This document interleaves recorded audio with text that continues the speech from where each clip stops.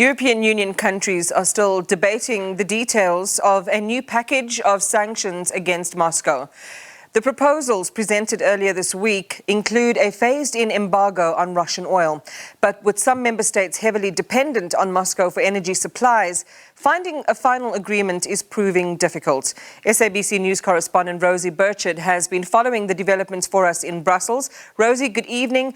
Tell us what the big sticking points are here and why this round of sanctions is proving so divisive amongst EU members. Well, according to the diplomats I've been speaking to, the biggest sticking point really comes down to 3 EU member states. There are 27 members, and 3 of them, Hungary, Slovakia and the Czech Republic, are saying they simply cannot bear the impact of this proposed phased-in embargo on Russian oil imports. Now, the original proposal was, as I said, for a phased-in embargo. So first 6 months, within 6 months, banning all crude oil imports, and then by the end of the year, banning all imports of refined oil products. There was an extension foreseen for Hungary and Slovakia, but that seems to have been not enough. They say they need more time. And of course, the real issue there, they say, is that they don't yet have the infrastructure in place. They are landlocked countries. They get their crude oil imports via pipeline from Russia, and they say they simply would need more help to change that infrastructure to be able to implement this kind of embargo. So lots of debate and fierce debate really still going on among EU countries as we speak. Is any agreement likely on the horizon? What's the latest on that score? Well, I've been speaking to some diplomats, and according to them, they think it's going to spill over into the weekend. They are hoping, however, for an agreement before Monday. Without unanimous backing of all 27 EU member states, these sanctions simply cannot come into force. And the way they're hoping to achieve that agreement is by offering some tweaks and workarounds. So offering perhaps extra time for those countries that are most impacted, even more extra time than that initial first year proposed, and more help, so perhaps extra funding to help with the change in infrastructure that might be involved. So a couple of tweaks, workaround, extensions, exemptions to be able to get this across the line. But I think it really is a question of when rather than whether. We do expect sanctions agreement to come, just with some slight changes to the original proposal to be able to achieve that consensus among these 27 EU member states.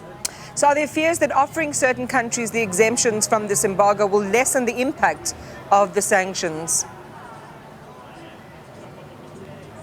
Well, that is certainly what some EU member states that are pushing for tougher sanctions still would say.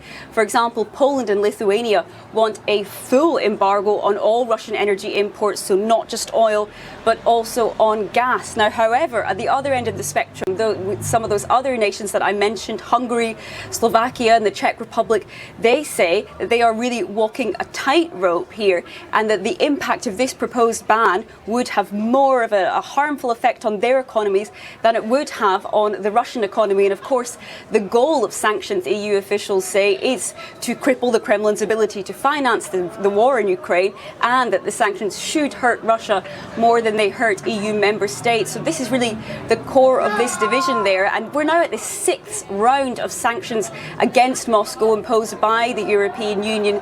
The more rounds we get, the tougher the debate really is going to be, because the fallout from these sanctions when it comes to the European Union will also increase. And to close it out, what does Russia say about all of this? Are we expecting any major retaliation?